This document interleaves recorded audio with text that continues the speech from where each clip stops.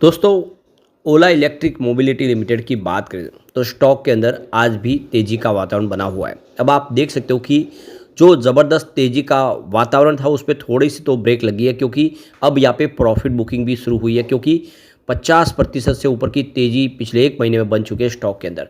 काफ़ी ज़बरदस्त दौड़ के बाद थोड़ा सा ठहराव सा तो यहाँ पे दिखाई दे रहा है, लेकिन यहाँ पे अभी भी बहुत सारी पॉजिटिव संभावना है। आने वाले समय तेज़ी की संभावना बन सकती है। इसके पीछे 3 बड़ी रीज़न है जिसको समझने की कोशिश करेंगे। फिलहाल ओला इलेक्ट्रिक मोबिलिटी के लिए 2-3 बड़ी प्रॉब्लम भी है, जैसे कि कंपनी अभी भी लॉस में है, बहुत बड़ा लॉस है और महाराष्ट्र से एक बड़ा झटका कंपनी को लगता हुआ दिखाई दे रहा है। 90% जो शोरूम है वो बंद हो सकते हैं। उसके पीछे की क्या वजह है उसको समझने की कोशिश करेंगे इस वीडियो के माध्यम से। और सबसे बड़ी बात है कि म्यूचुअल फंड इस समय जम के खरीदारी करें। जो आंकड़े हैं वो काफ़ी उत्साहवर्धक है, जो इशारा करे कि आने वाले समय यहाँ से इस लेवल से काफ़ी अच्छा कर सकता है, क्योंकि आज आईपीओ प्राइस है अभी भी बहुत नीचे।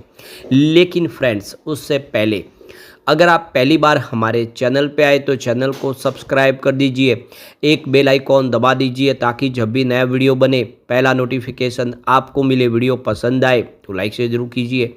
चलो फ्रेंड्स, वीडियो स्टार्ट करते हैं। मैं हूँ आपका दोस्त एसबी दवे और हमारे अपने चैनल ऑनलाइन कमाई में आपका बहुत बहुत स्वागत है।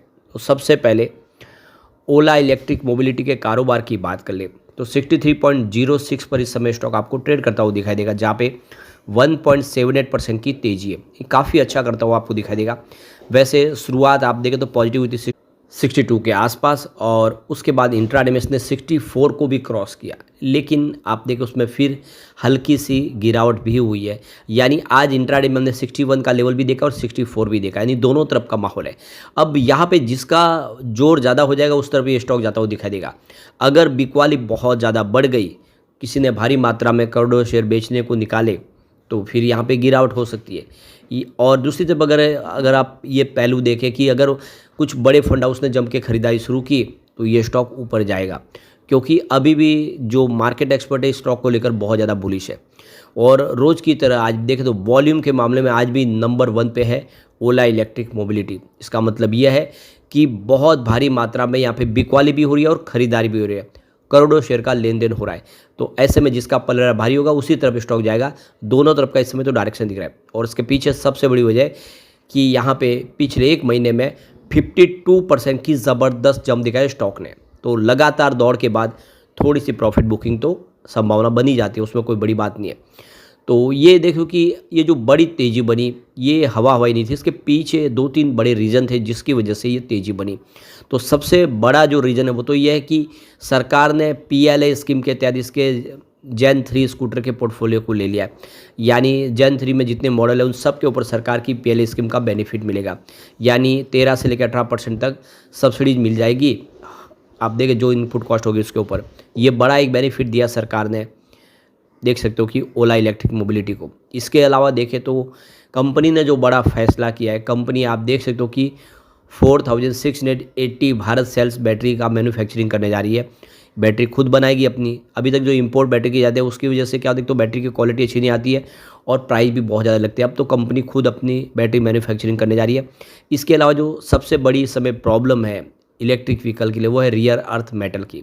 तो कंपनी अब rear earth metal free motor बनाने जा रही है, यानी जो मोटर होगी उसमें रियर अर्थ की ज़रूरत ही नहीं पड़ेगी। तो आप देखिए कंपनी गीगा फैक्ट्री लगा रही है तमिलनाडु में, जिसमें ये सारा प्रॉब्लम सॉल्व हो जाएगा और इसी वजह से एक पॉजिटिव माहौल बन गया है स्टॉक के अंदर। तो देखो कि कंपनी की यहाँ पे एक विजिट होगी अपनी गीगा फैक्ट्री को लेकर। जो अपने इन्वेस्टर हैं उन सबको लेकर वो जाएंगे, अपनी गीगा फैक्ट्री दिखाएंगे। तो ये देख सकते हो कि तो कंपनी अपनी जो तमिलनाडु की गीगा फैक्ट्री है उसकी विजिट रखी है। अब देखें उसमें यहाँ पे जो बैटरी बना रही है कंपनी, आप देख सकते हो कि लिथियम आयन सेल बैटरी है 4680 भारत सेल्स बैटरी जो इस गीगा फैक्ट्री में बनेगी मेक इन इंडिया के तहत, और बहुत ही शानदार क्वालिटी की बैटरी बनेगी। इसके अलावा कंपनी ने यहाँ पे एक नई मोटर लॉन्च की है रियर अर्थ मेटल फ्री, जिस मोटर के अंदर रियर अर्थ की ज़रूरत ही नहीं पड़ेगी। यानी जो सबसे बड़ी प्रॉब्लम है रियर अर्थ इंडिया में मिलता नहीं, उसको चाइना से इंपोर्ट करना पड़ता है। पिछले दिनों चाइना ने इसके ऊपर रोक लगा दी थी, लेकिन अब इंडिया ने जो अपनी एससीओ के अंदर जो संबंध थोड़े सुधरे उसकी वजह से रोक हटा दी गई है, लेकिन अभी भी प्रॉब्लम तो है क्योंकि वो इंडिया में नहीं मिलता है। इसीलिए कंपनी ने फैसला किया कि अब वो जो रियर अर्थ मेटल के बिना ही मोटर बनाएंगे तो एक बड़ा अचीवमेंट है, जिसकी वजह से आप देखें तो एक पॉजिटिव माहौल बना। तो कंपनी ने संकल्प 2025 का जो इवेंट रखा उसके अंदर ये फैसला किया है कि कंपनी अब खुद ही अपनी बैटरी बनाएगी, खुद अपनी मोटर बनाएगी, जिससे पूरा का पूरा आप देखें तो मेक इन इंडिया के तहत अपना व्हीकल बनेगा और काफ़ी कम प्राइस में बनेगा। इसके अलावा देखिए जो इनकी गीगा फैक्ट्री है उसमें सबसे बड़ा जो इन्होंने एक बड़ा एक स्टेप उठाया है कि कंपनी दुनिया के अंदर आप देखें तो सबसे ज़्यादा महिलाओं को जॉब रोज़गार देने वाली कंपनी बन गई है। जो गीगा फैक्ट्री में सबसे ज़्यादा आपको जो इनके जो वर्कर्स जो एम्प्लॉयज़ होंगे वो आपको महिलाएं दिखाई देगी। तो एक बड़ा अचीवमेंट किया इन्होंने। तो एडवांस टेक्नोलॉजी और लोकल मैन्युफैक्चरिंग के दम पे कंपनी तेज़ी से अपने बिजनेस को आगे बढ़ाना चाहते हैं। लेकिन अब ये एक प्रॉब्लम जो सबसे बड़ी है कंपनी के लिए कि महाराष्ट्र के अंदर अगर आप देखें तो कंपनी के 90% शोरूम बंद होंगे और ये महाराष्ट्र सरकार का फैसला है।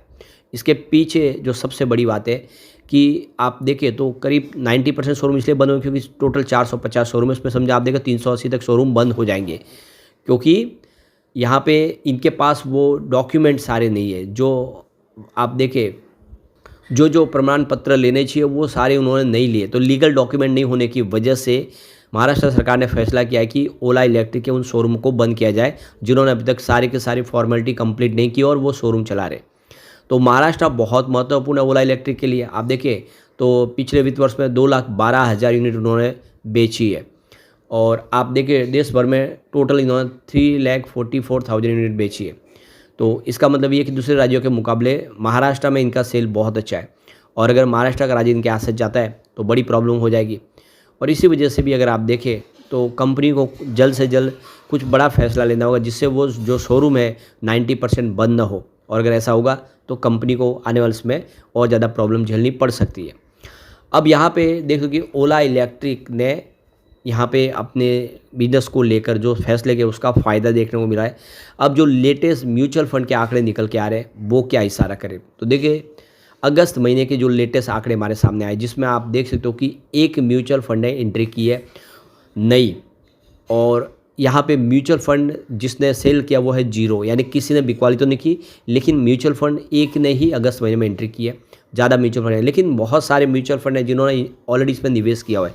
31 जुलाई 2025 के हिसाब से अगर हम देखें तो Mirae Asset large and mid cap direct ने 163.78 करोड़ का इन्वेस्टमेंट किया है। 61.11% की होल्डिंग उनकी मंथ ऑन मंथ बेसिस पे यहाँ पे बढ़ी है।